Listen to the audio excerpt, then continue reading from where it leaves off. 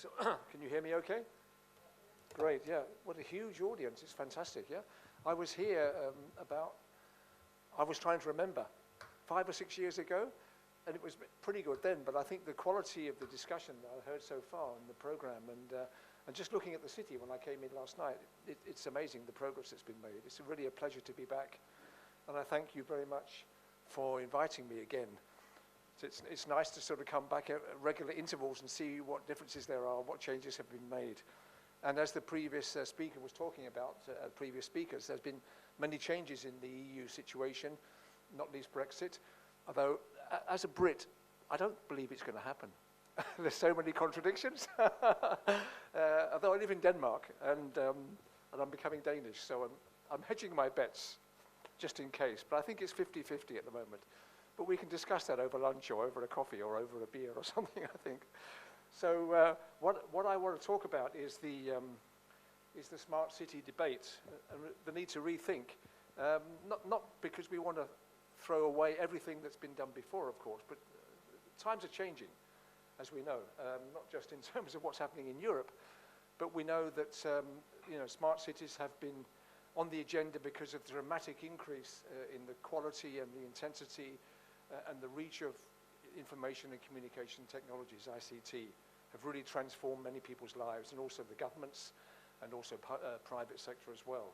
At the same time, of course, in the last 5 years, 10 years, the societal challenges which we face have become more acute, and new ones have arisen. I'm thinking here about climate change, biodiversity on those sides, but also things like migration, which has been mentioned before, fiscal problems. We had the financial crash 10 years ago. We have terrorism and crime, and poverty is increasing even in Europe, although it's even worse in many other parts of the world. Inequality is increasing. There are huge problems which we need to solve, and ICT is obviously an important tool in doing that. And the city scale is also extremely important. I'm thinking here of things like the Europe 2020 strategy, which I guess will be adapted to fit the new agenda as we go forward, and the new Sustainable Development Goals from the United Nations. All these encapsulate in many ways the challenges which we face. And one of the development goals from the United Nations is number 11, which is about cities and city growth and the problems which cities need to face. So cities are important in that context. But also whether we look at what's been happening in terms of urbanization. In 2008, that's 10 years ago now, time goes so quick, it's amazing. The urban population globally reached 50% of the total population for the first time in history. Up until that time, of course, most of the world's people lived in the countryside, and they had agriculture as their main source of activity and their main income. But in 2018, this year, the rural population is still growing, of course, because of population growth, but it's now reached its limit, more or less. These data come from the United Nations population surveys. Next year, urban population will increase past the 50% mark, and by 2050, it will be about 6.4 billion people, with rural population about 2.8 billion people. So there's an immense shift in the balance between urban and rural populations. So what does this mean? Even in Europe this is happening, but even more so in some of the other parts of the world, Africa particularly, which is going through a tremendous urban transformation, but also in countries in Asia. And China has transformed dramatically in terms of urban growth over the last 20 years, as we know. It's about now, by and large, an urban country. If we look at the role of cities, I always like to say cities are at the sweet spot. Now, what do I mean by that? I mean they're large enough to have real power and impact. Financial resources, human resources, governance resources. They're also small enough to be close to people, real people on the ground, You think of most countries, the central government is a long way from ordinary people's lives. And also local governments tend to be too small to have much influence. They don't have much power or finance. So I think that cities are very much, in the way I look at it, as at the sweet spot between centralized and decentralized governance models.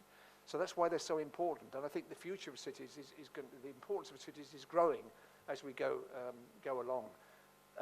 Also, city scale is a great scale to experiment, of course, right? Because cities are at the sweet spot. Experimentation at city level, often at neighborhood level, which is where many experiments take place, is extremely important. And as part of that, in Europe, we're always accused of being not very good at failure and experimentation and failure. But we need to be better, of course. I mean, people who repeatedly fail because they're corrupt or dishonest, of course, is one thing. But experimenting, like in hackathons we heard about just before, and learning from those mistakes and building iteratively on developing solutions to problems, whether these are ICT-based solutions or solutions also involving people and institutions and cooperation between different activities and different organizations. You know, so the idea is that I think that when we experiment, particularly at city scale, and that's the great place to experiment, we need to, most experiments fail, but we need to fail small and early, not big and late like the banks did 10 years ago, because that's tremendously disruptive, right? Fail small and early, and that's where you get the experience and the knowledge, and you can build that and cooperate with other people. So that's, I think, really important. If we look, I did a survey with myself and other colleagues 3 or 4 years ago, 2014 it was published for the European Parliament, about what's going on with smart cities across Europe. And we use this definition here, or the European Parliament devised this definition: a city seeking to address public issues via ICT-based solutions on the basis of multi-stakeholder municipality-based partnerships. So this is basically saying ICT to address problems, and it's about partnerships. And I think those two things are extremely important. And you can see there that the countries which have most smart cities tend to be the Nordic countries, in the north, Denmark, Sweden, and Finland, as well as Estonia, and in the south, Italy, Austria, and Slovenia. Okay, and then there's also some other countries to the west, UK, Netherlands, Belgium, and the Iberian countries, Portugal and Spain. You know? And I think Slovenia is doing quite well on that. It's about average, as you can probably see. So that's the pattern as we see at the moment. It's probably changed quite dramatically since then, but that's the last survey that I know of that's taken place. If we look at if you look at the smartcities.eu website, which regularly benchmarks and measures cities, smart cities across Europe, and the last one that there was in 2015, so I guess they're due for another measurement soon. They base it on 6 characteristics, which are mentioned there. And that's also what we use for the European Parliament survey, in fact. So it's not just about using technology, it's actually smart governance. How the governance context, the public sector is using ICT to support political awareness, public and social services, and become efficient and transparent. You know, ICT is really great at making governments and public sector transparent by publishing information online, open data, and all these sorts of things. Also, it's important that the economy becomes smart. Enterprises use ICT in e-business, e-commerce, productivity, ICT-enabled advanced manufacturing and services, for example. So very, really important that your entrepreneurs and your startups, but also your larger established industries, use ICT in intelligent ways. Smart mobility, which we just heard about Bratislava, is one of the important things going on here. ICT infrastructures, of course, transport systems, making the city externally accessible as well. ICT supported and integrated transport and logistics, which is the examples which we heard from the mayor a few minutes ago. Also smart environment. The environment's going up the agenda dramatically, of course, not least because of the 2015 climate change agreements reached in Paris 3 years ago. Using ICT to enhance ecological awareness, measuring air quality and resource management, for example. Many things happening there. Smart energy grids, metering, pollution control and monitoring, green buildings, buildings that can breathe and generate their own energy, recirculate the air and purify the air, used for planning and things like that. Smart people. I think this is probably one of the most important things in this context. It's no good having a top-down ICT-based city governance which imposes ICT solutions on the populace. Smart people are critical, I think, in this, and also smart living. You know, So education, lifelong learning, also culture, leisure and tourism, health and education, all these things indicate that the population and individuals in the population are becoming smart in using ICT, but not just going online and using ICT in that context, but actually using it to boost the quality of their lives, of course. Increase entrepreneurship, make their neighborhoods much more secure and citizen friendly, and basically use the new tools to enhance living and the quality of life. So those are the 6 main characteristics which are being used. One can discuss, whether they should be improved and updated, of course, and that's what I'm going to come on to in a minute. But if we look at the measurement, the benchmarking which took place in 2015 on the back of those 6 characteristics I've just mentioned, it also did a survey of about 200 of the medium-sized cities across Europe, excluding the very, very big ones, like London, Amsterdam, Paris, Berlin, Barcelona. So the medium-sized cities, and we can see there that Bratislava is about average. You look at the bottom line there, the average is just slightly below average on using those 6 characteristics and the indicators which I briefly mentioned before. It does best in smart mobility, and we've already heard that the mayor is keen to push that forward even more. It also is pretty good in smart people. So you're smart, you people, okay? Big higher than average across Europe. But also the governance maybe lags a bit behind. But don't forget, this is 3 years ago now. So maybe there's also effort that needs going into that. If we compare with Aarhus, which is a slightly smaller city and slightly less dense, although the density of population is not that different. It's the city where I work in Denmark. It's actually above average on all of those scores there, particularly people again. So like in Bratislava, people in Aarhus are pretty smart actually using the technology and benefiting from the use of the technology. So this is an idea of how some of these characteristics and indicators can be used. I mean, they're just rough and ready, of course, but benchmarking like this allows cities to see how they're doing, indicate other cities with whom they can perhaps talk and cooperate. So they can be extremely powerful tools, as long as they're not used too literally, of course. Yeah? Don't get too hung up on the benchmarking, but use it as a way to improve what you're doing, increase knowledge and share and collaborate with other cities around the world and around Europe particularly. One interesting example, which I like very much, I do a lot of work with Barcelona, and a good friend of mine, Thomas Diaz in Barcelona, founded this Smart Citizen Kit, which is really a low-cost environmental sensing kit for people. People and organizations and communities and companies to measure, to use ICT to measure what's going on in the environment, such as humidity, noise, and air pollution. It's an open source, based upon Arduino. I'm sure many of you know that, open source software. And also open source hardware, of course. Crowdsourcing data from individuals and different points around the city. So this is an example where people and organizations at the local scale can collect environmental data and feed it up to the government and actually get a better map of what's going on. I'm told I've only got a few minutes left, so I have to speak faster, okay?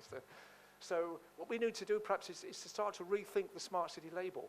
If you look at all those other types of city which people mention, very, very few of those other types there on the left-hand side actually use the word smart city.